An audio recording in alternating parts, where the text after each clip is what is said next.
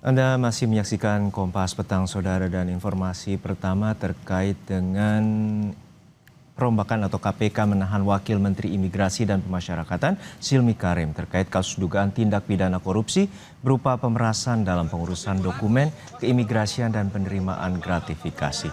Silmi ditahan usai menyerahkan diri pada Rabu malam.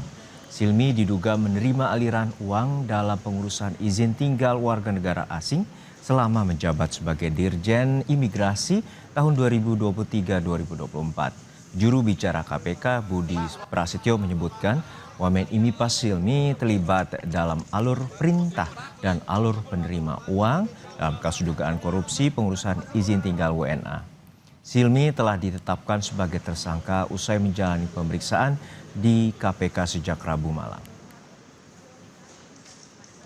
Yang merupakan Dirjen Imigrasi periode tahun 2023-2024. Adapun 8 orang tersangka, kemudian hari ini langsung dilakukan penahanan untuk 20 hari pertama tindak pidana korupsi pemerasan dalam pengurusan dokumen keimigrasian dan juga dilapis pasal 12 lebih besar atau penerimaan lainnya atau gratifikasi.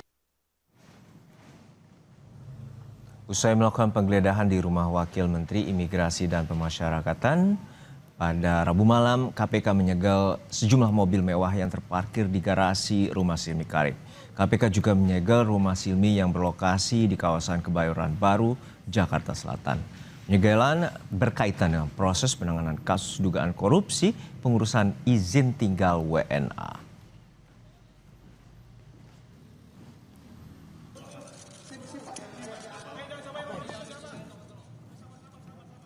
KPK menetapkan Wakil Menteri Imigrasi dan Pemasyarakatan yang juga Dirjen Imigrasi periode 2023-2024 bersama 7 pejabat imigrasi lainnya sebagai tersangka kasus dugaan korupsi pemerasan dalam pengurusan dokumen keimigrasian dan penerimaan gratifikasi.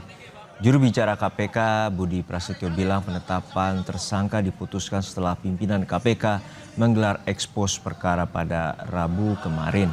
Sebelumnya KPK menggelar operasi tangkap tangan yang menyasar lingkungan kantor imigrasi Jakarta Barat terkait dugaan korupsi pengurusan izin tinggal WNA. Sebagai tersangka dari total 18 orang yang diamankan dalam peristiwa tertangkap tangan tersebut, sehingga 10 orang lainnya saat ini berstatus sebagai saksi sehingga dipulangkan. Adapun kepada 8 orang tersangka tersebut, salah satunya yaitu Saudara SK yang merupakan Dirjen Imigrasi periode tahun 2023-2024.